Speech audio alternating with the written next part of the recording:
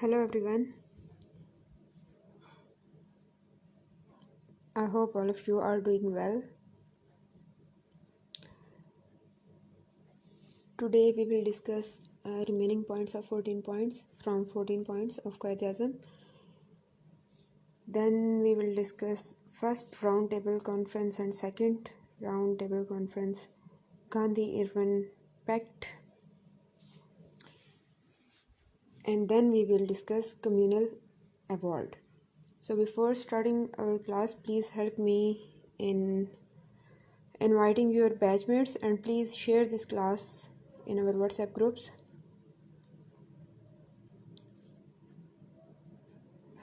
After that we will start our lecture. So start making your notes. Bullets की सूरत में थोड़ा थोड़ा साथ लिखा करें. It will help you in understanding the topic, क्योंकि ये जो मुस्लिम स्ट्रगल है, पॉलिटिकल स्ट्रगल, इसको और कांग्रेस की स्ट्रगल फॉर फ्रीडम, इन दोनों को इकट्ठे समझना थोड़ा सा ज़रूरी भी है. आपके लिए ज़रूरी तो बहुत ज़्यादा है, लेकिन थोड़ा आप इसको मिक्स कर देते हैं, कंफ्यूज शुरू से रटे मारते रहे हैं तो समझने में ज़रा मुश्किल होती है. और ये जो आपके मतलब आपकी हिस्ट्री है,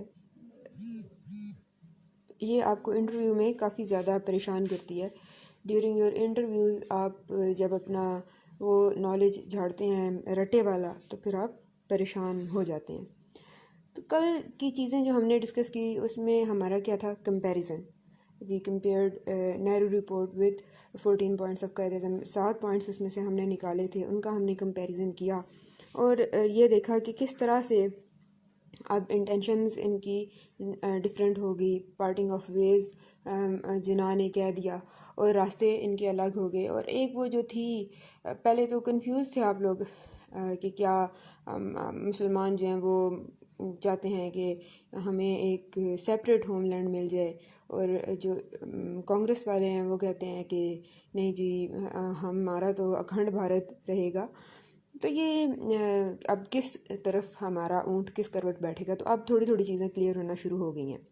ठीक है, जो बाकी पॉइंट्स हैं 14 पॉइंट्स में से, वो आपको थोड़ा मैं बताती हूँ ताकि आपको थोड़ा उनका कॉन्सेप्ट आ जाए. वैसे अगर आपसे कोई भी पूछता है कि जी हाँ जी 4 पॉइंट्स ही बता दें, पर तो आप मेरे ख्याल में इससे शुरू कर देते हैं ना, मिडल से शुरू हो जाता है आपका 14 पॉइंट्स, 14 नकात 14 नकात 14 नकात. तो अगर कोई हमसे पूछ ले कि 4 ही कोई बता दो, तो हम भूल जाते हैं कि मतलब कौन से 4 पॉइंट्स.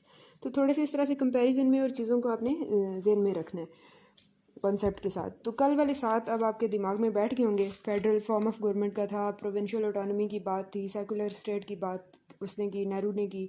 तो हम लोगों ने कह दिया कि नहीं, religion is very much important. फिर आप बात करते रहे सीट्स के हवाले से, बात वेटेज फार्मूला की बात आप लोगों ने की. दैन NWFP और बलूचिस्तान में रिफॉर्म्स की बात आप करते रहे, सेपरेशन ऑफ बॉम्बे और सिंध. वो तो आपका एक अगर कोई पॉइंट हो ना, सबको जो सही पॉइंट आता है वो ये है कि जी सिंध को बॉम्बे से अलग कर दे. ये पॉइंट तो आपको आता ही आता है.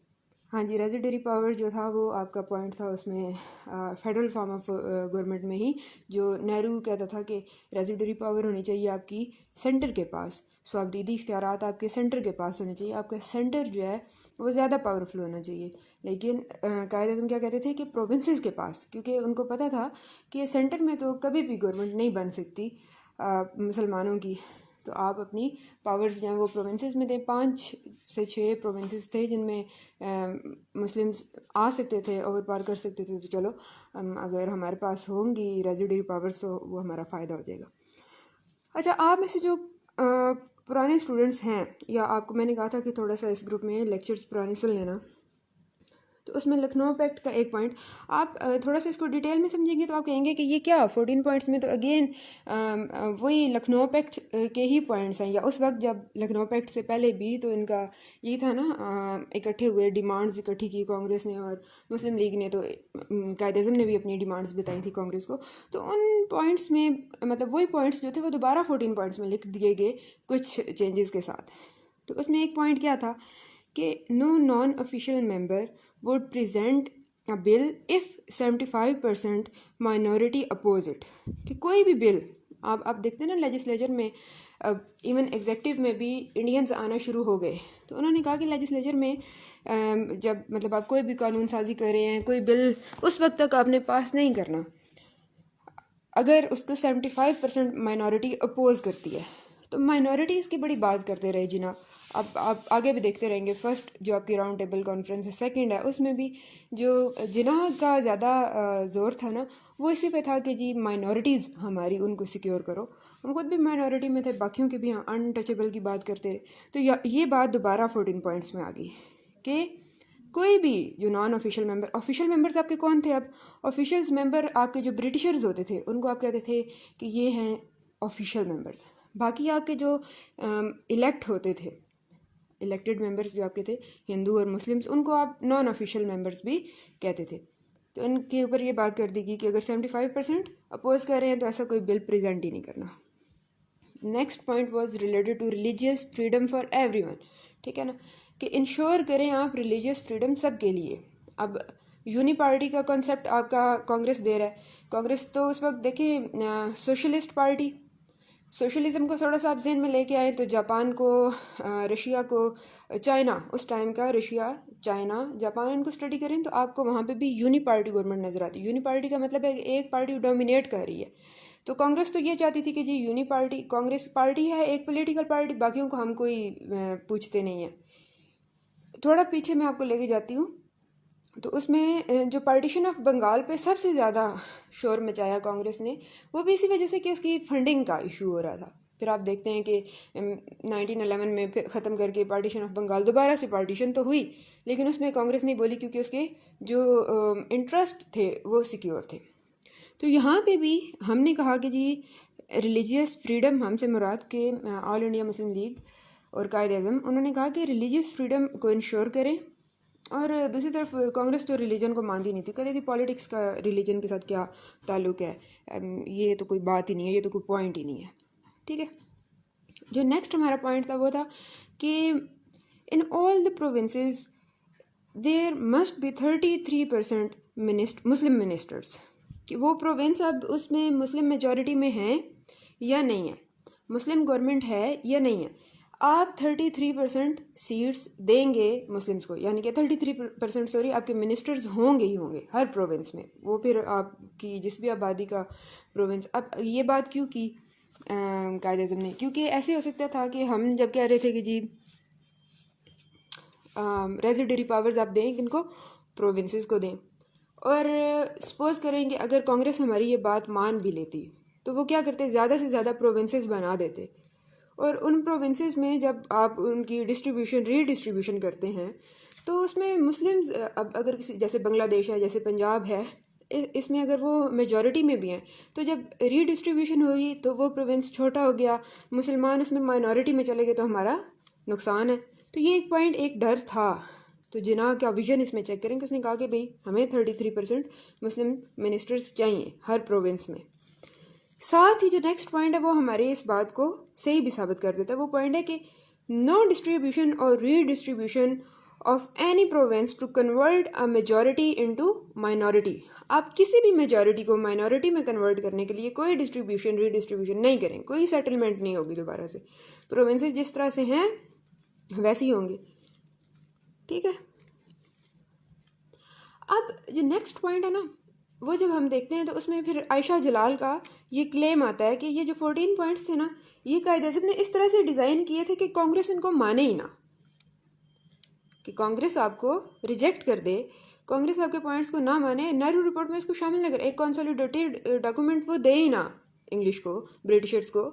और कायद अज़म चाहते थे कि वो खुद अब ब्रिटिशर्स के सामने ज़रा एक अच्छे तरीके से अपना मैसेज पहुंचा सके। तो उन्होंने 14 पॉइंट्स में पॉइंट्स ही ऐसे रखे कि कांग्रेस कहे भी नहीं जी ये क्या आप बात कर रहे हैं। ठीक है, जो नेक्स्ट पॉइंट था वो ये था कि there will be no change in centre without consent of provinces. आप सेंटर में किसी भी तरह का चेंज मतलब ला सकते हैं ना, आपका फेडरल फॉर्म ऑफ गवर्नमेंट है तो सेंटर अलग हो जाता है। अगर आप प्रोविंसेस को भी देते हैं, पावर देते हैं, तो फिर आपके एरियाज डिफरेंट हो गए, आपके फील्ड्स डिफरेंट होगी जिसमें आप काम कर रहे हैं। तो इसमें भी ये पॉइंट आ गया कि प्रोविंसेस के कंसेंट के बगैर सेंटर में कोई चेंज नहीं आएगा। तो आपको आप खुद इसका थोड़ा सा क्रिटिकल एनालिसिस करें ना, तो आयशा जलाल की बात आपको बिल्कुल ठीक लगती है कि बिल्कुल कायद आज़म यही चाहते थे कि वो हमारी बात ना माने। पार्टिंग ऑफ द वेज उन्होंने अपने दोस्त को जमशेद को कह दिया कि Jamshed now this is parting of the ways, हमने कल बात की। तो ये आप इसको इसी तरह से समझे कि जब हमारा अपनी किसी सहेली दोस्त से लड़ाई झगड़ा हो जाता है और हम अब बस उसे जान छुड़वाना चाहते हैं, हमें पता चल गया ये हमारा टाइम वेस्ट करवा रहा है, हम तो भाई CSS वाले लोग हैं, इसने CSS नहीं करना, ये हमारा भी वक्त ज़ाया कर रहा है या कर रही है, अब इससे कैसे जान छुड़वाएं। तो क्या तरीका होता है कि उससे बात ही ऐसी करो या उसके सामने डिमांड ही ऐसी रखो कि वो बंदा माने ही ना, तो आपकी मतलब आप बुरे भी ना बनो और आपकी जान भी छूट जाए। यही काम इधर कायद आज़म ने भी किया। अब ये जो 1930 का टाइम है, 1930 का ये जो वक्त है, इसमें अगेन आप देखते हैं कि 3 जो प्लेयर्स हैं, 3 big powers, they are the मतलब वही आपके बेसिक प्लेयर्स हैं। वो कौन कौन से हैं? सबसे पहले आपके ब्रिटिशर्स, वो कंफ्यूज हैं, उनको समझ नहीं आ रही वो क्या करें। ठीक है, ये कांग्रेस की डिमांड्स हैं, ये ऑल इंडिया मुस्लिम लीग की डिमांड्स हैं, वो अपनी रिफॉर्म्स लाना चाहते हैं 1919 के बाद से। 29 में उन्होंने रिफॉर्म्स लेके आनी थी, नहीं ला सके, अभी तक परेशान हाल, 30 का टाइम भी गुजरता जा रहा है। तो एक तो आपके ब्रिटिशर्स हैं, दूसरा आपका ऑल इंडिया मुस्लिम लीग है। ऑल इंडिया मुस्लिम लीग अब ये बाकी पॉलिटिकल पार्टीज़ को भी अपने साथ लेके मतलब सबका एक ही नज़रिया पेश कर रहा है और इनको भी समझ नहीं आ रही कि हम कांग्रेस को कैसे फेस करें, क्योंकि कांग्रेस का तो एक ही स्लोगन है, वो क्या है? सेल्फ रूल का और फ्रीडम का। तो भाई अब इनको कैसे जवाब दे सके, क्योंकि अभी तक इनको चीज़ समझ नहीं आ रही कि हमें अलग वतन चाहिए, हम अलग होना चाहते हैं या क्या है क्या नहीं। इस बात को मैं मज़ीद क्लियर करती हूँ। आपने ये कह देना अभी कि जी वो 1930 का जो एड्रेस है अल्लामा इकबाल का, उसमें उन्होंने क्लियर कह दिया कि भाई अब हम इनके साथ नहीं रह सकते, हमारे तो रास्ते अलग अलग हैं। तो ये आप कह रही हैं कि अभी तक इनके तो दिमाग में नहीं था कि पार्टीशन होगी। आपको यहाँ पे ब्रिटिशर्स भी कंफ्यूज नज़र आ रहे हैं, ऑल इंडिया मुस्लिम लीग भी परेशान कंफ्यूज है थोड़ी, और कांग्रेस जो है वो क्लियर है। वो क्लियर है किस पे? फ्रीडम पे। अब वो कहते हैं मतलब कोई कॉन्सुलेट नहीं आएगा, कोई हमें रिफॉर्म पैकेज नहीं चाहिए, हमें कर दो आज़ाद। अच्छा, ये जब सारी बात चल रही थी ना, तो एक ज़हीन आदमी था ख्वाजा वलीद जैसा, उसने कहा कि भाई तुम लोगों ने ये क्या किया है। वो पटवारी में कहते हैं ना, अपने अपने सर में पत्थर मरवा लेना, तुम लोगों ने अपने सर पे पत्थर मरवा लिया है इनको ये कह के कि तुम लोग हमें बताओ। कल वाली क्लास आपके ज़हन में, कल वाली बातें थोड़ी सी आपके अगर दिमाग में हैं तो इसमें हमने देखा ना कि जब साइमन कमीशन के साथ बहुत इन्होंने गलत रवैया इख्तियार किया, ब्रेकन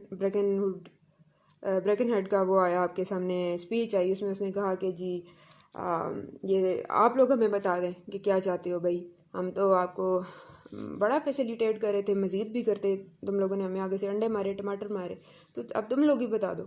तो एक तो उस बंदे ने ये कह दिया, मतलब मशवरा दे दिया कि ये गलत किया आप लोगों ने इनसे पूछ के।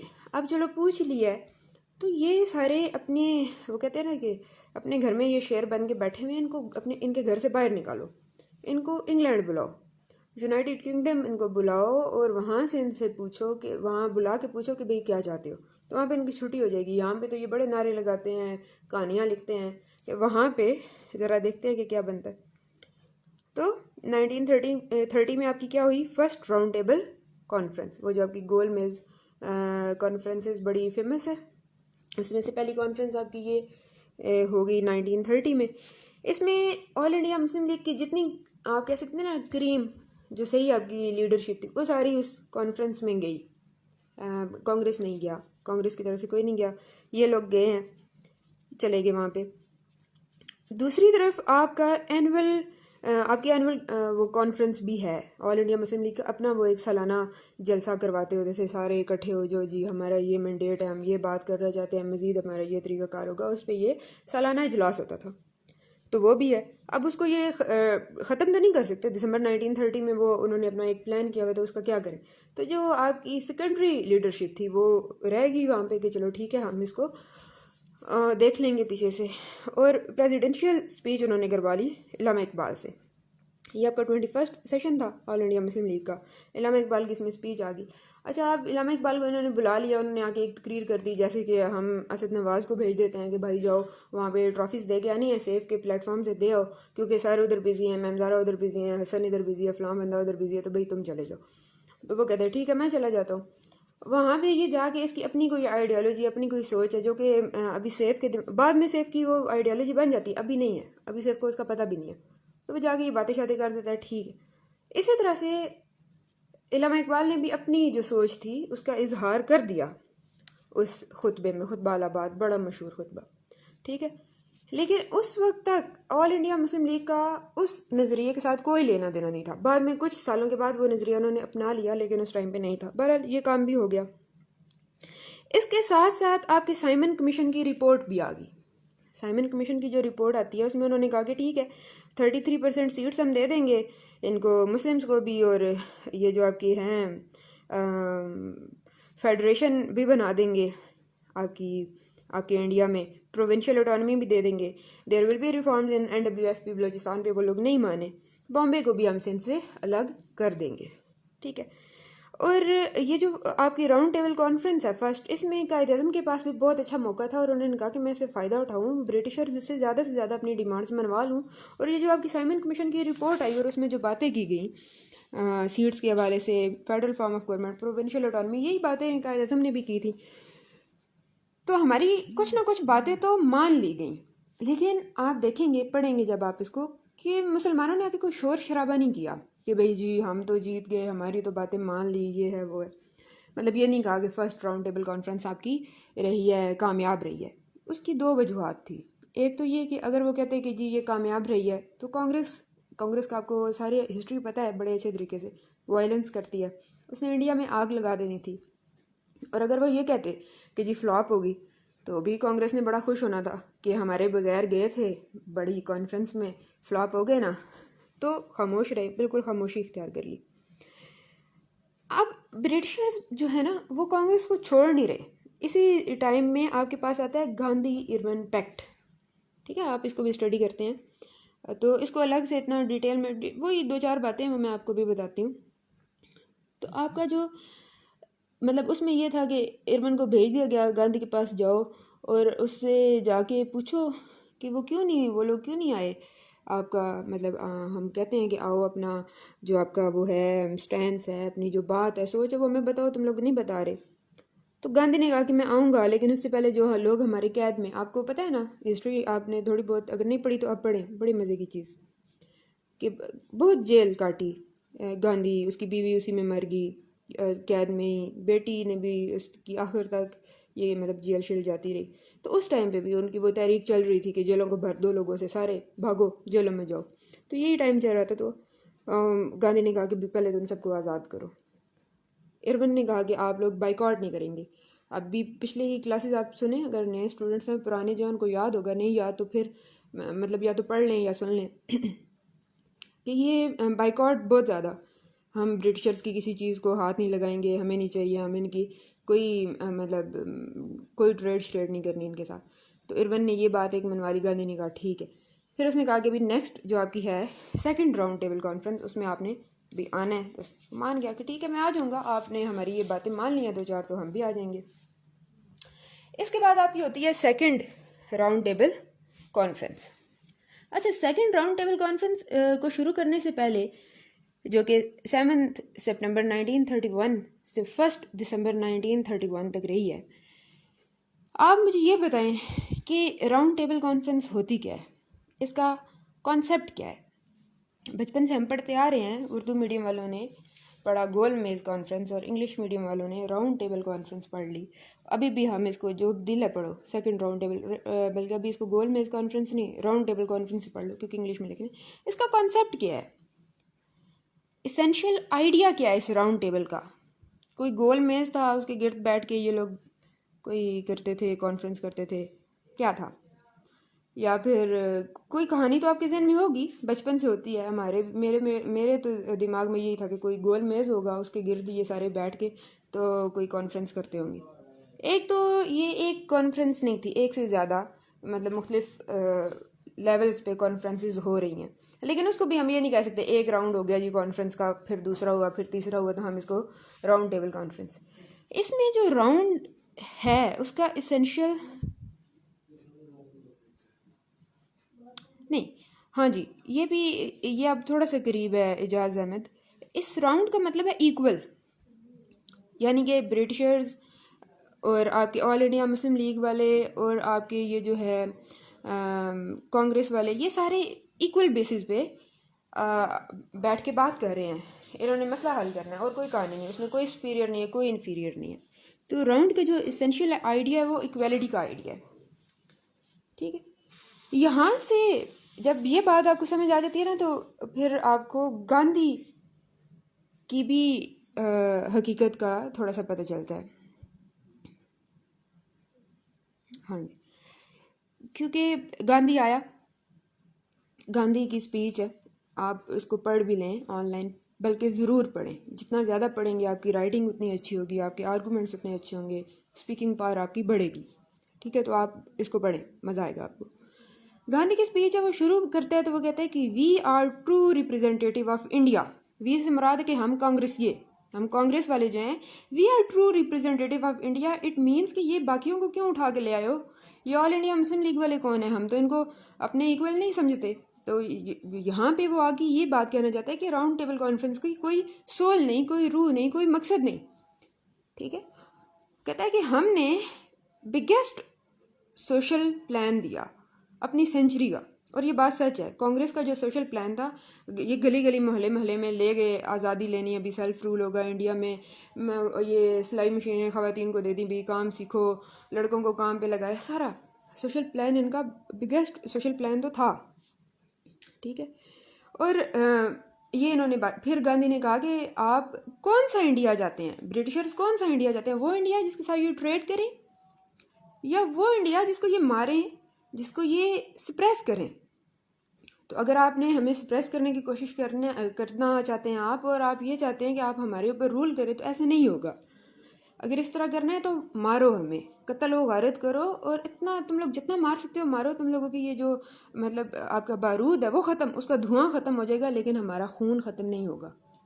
तो यहाँ से ये जो स्पीच है इतनी पावरफुल, इतनी बातें, उससे आपको पता चलता है कि वो गांधी जो कहता है जी मैं तो वायलेंस के ख़िलाफ़ हूँ, खिलाफत से पीछे हट गया, खिलाफतियों में घुसा के सबको मरवा के, और ख़ुद कहता है कि नहीं पीछे हट गया और सारी बातें इसने कर ली।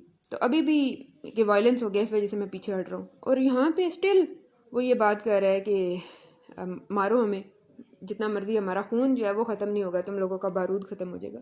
तो वो कोई ये वायलेंस नॉन वायलेंस वाली कोई इसकी कहानी नहीं थी।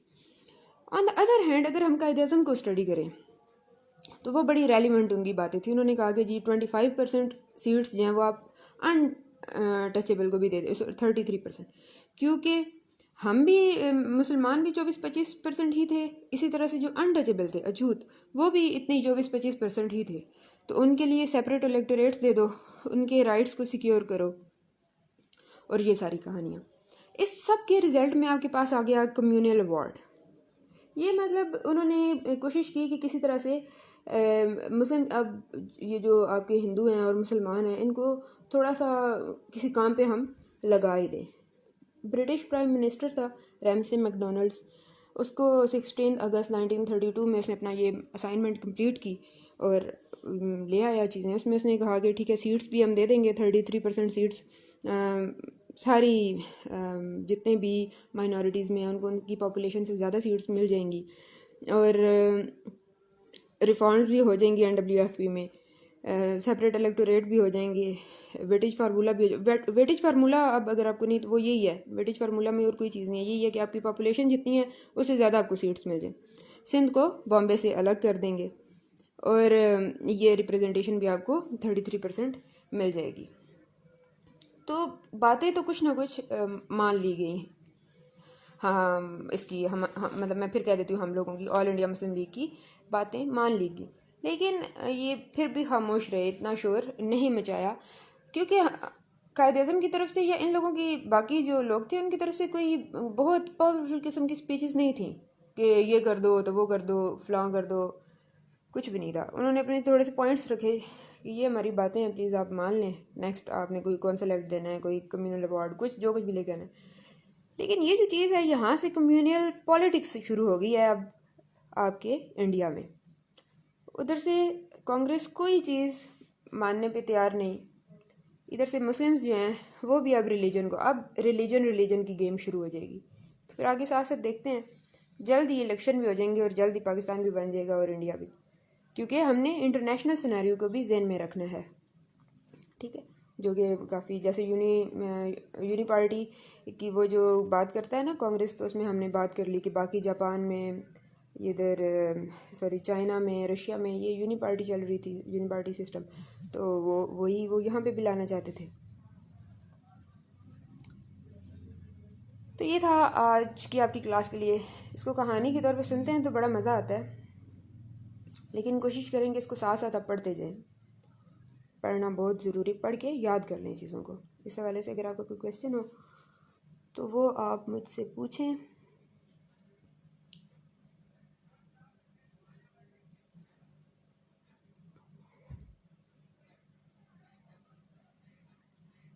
वेटिज फार्मूला सीट्स टू माइनॉरिटीज़ नहीं है, सीट्स तो माइनॉरिटीज़ को मिलेंगी लेकिन उनकी पॉपुलेशन से ज़्यादा। अब जैसे मुस्लिम्स हैं तो उनकी वो है पॉपुलेशन कितनी है, 24 to 25%, लेकिन उनको सीट्स कितनी मिल रही हैं, 33% रिप्रेजेंटेशन मिल रही है हर प्रोविंस में जहाँ पे उनकी गवर्नमेंट नहीं बनती। ठीक है सहीम, हाँ जी सहीम, अपना जो है वो क्वेश्चन वो आप पूछें। आपका क्वेश्चन था ग्रेट डिप्रेशन के हवाले से। ग्रेट डिप्रेशन जो है उसका मैं आपको थोड़ा सा बता देती हूँ।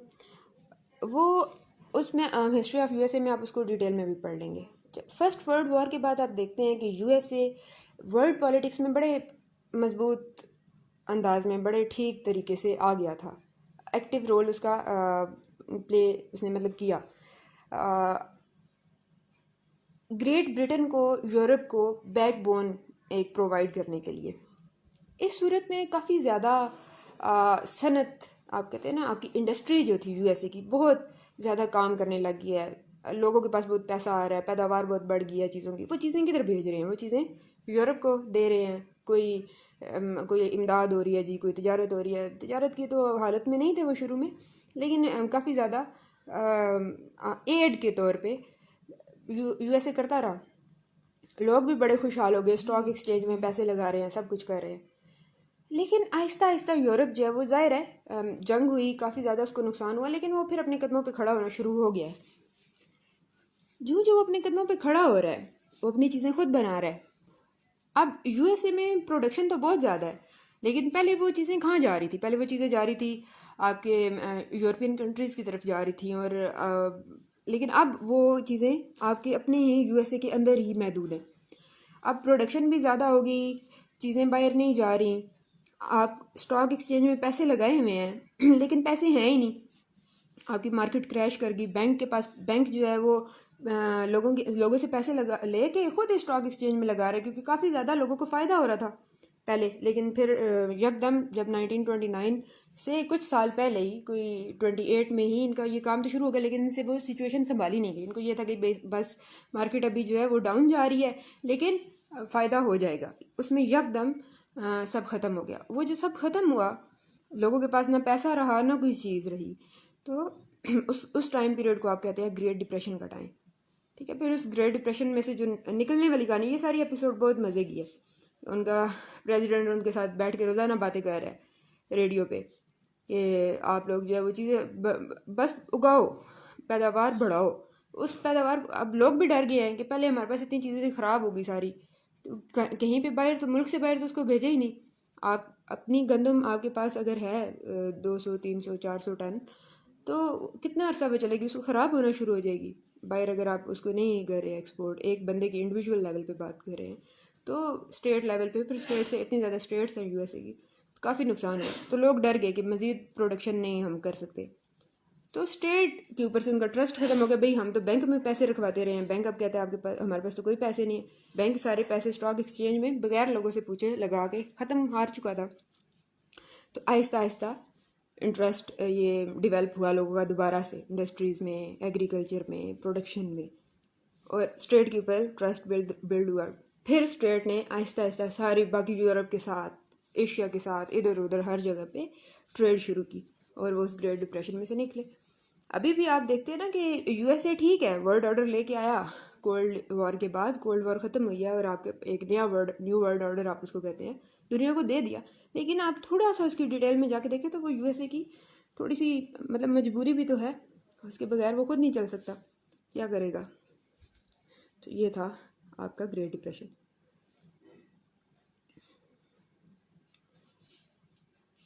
इसके अलावा अगर आपका कोई इशू हो तो वो भी आप डिस्कस कर सकते हैं। ये सारी चीज़ें आप पढ़ेंगे, अगर आपने मतलब पहले थोड़ा बहुत पढ़ा हुआ है तो मज़ीद इसको डिटेल में लेके जाएंगे आप, तो अच्छी चीज़ें हैं। ठीक है। एक किसी स्टूडेंट ने डायरकी का भी पूछा हुआ था, तो वो आपकी डायरकी ये थी कि आप बार बार प्रोविंशियल ऑटोनॉमी की बात कर रहे थे ना। अभी भी आपने देखा कि जी हमें प्रोविंशियल ऑटोनॉमी चाहिए, प्रोविंशियल ऑटोनॉमी चाहिए।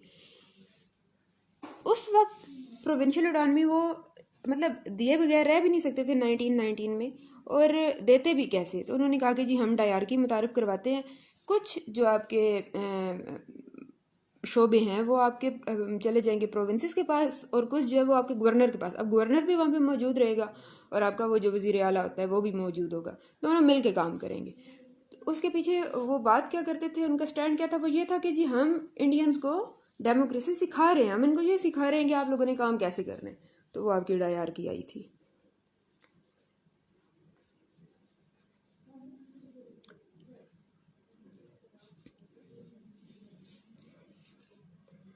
चलें जी, और कोई आपका क्वेश्चन नहीं है तो फिर कल मज़ीद इसको स्टडी करते हैं, और ये आप साथ साथ पढ़ लें, मज़ा आएगा, समझ भी आएगी, रटा नहीं लगाना पड़ेगा अब। ये तो मुझे यकीन है कि अब आप इसको पढ़ेंगे तो आपको अच्छे तरीके से उन चीज़ों की समझ आ रही होगी कि अच्छा इस बात का ये मतलब है, तो आप लिखने के भी और बोलने के काबिल हो जाएंगे।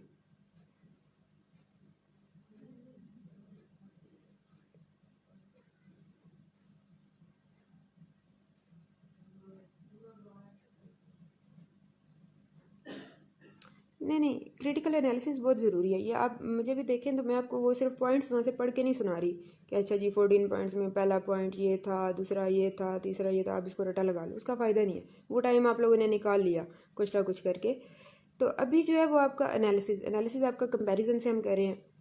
फिर आपका अगर कोई क्वेश्चन आज के टाइम पे भी आता है और उसमें कोई आर्गूमेंट, उस आर्गूमेंट को आपने प्रूव भी तो करना है कि ये मेरा आर्गूमेंट ठीक है, ऐसे हवा में तीर नहीं चला रहा। तो उसमें आपको हिस्ट्री की बड़ी इसकी इस सारे स्टफ़ की बहुत ज़रूरत पड़ेगी। ये जब आप वो लिखना शुरू करेंगे ना, राइटिंग प्रैक्टिस आपकी शुरू होगी, क्वेश्चन पास्ट पेपर के क्वेश्चंस को आप सॉल्व करेंगे, तब ज़्यादा आपको इसकी समझ आएगी।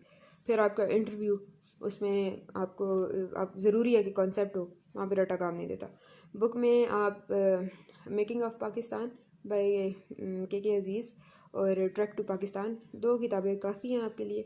बाकी जो आपका वो शुरू हो जाता है डोमेस्टिक आपके इश्यूज़ हैं, वो तो करंट अफेयर्स के साथ ही आप लोग पढ़ते हैं, लेकिन थोड़ा सा डिटेल में उसको करना पड़ता है, तो वो आप साथ साथ मटेरियल से करेंगे। ज़ाहिर है जितना ज़्यादा पढ़ेंगे उतना ज़्यादा आपको फ़ायदा होगा। अगर आपको ये लगता है ना कि थर्ड क्लास की वो जहांगीर वर्ड्स टाइम की और ये वो किताबें आप ले के बस पढ़ के कर लेंगे, तो वो बड़ा गलत है।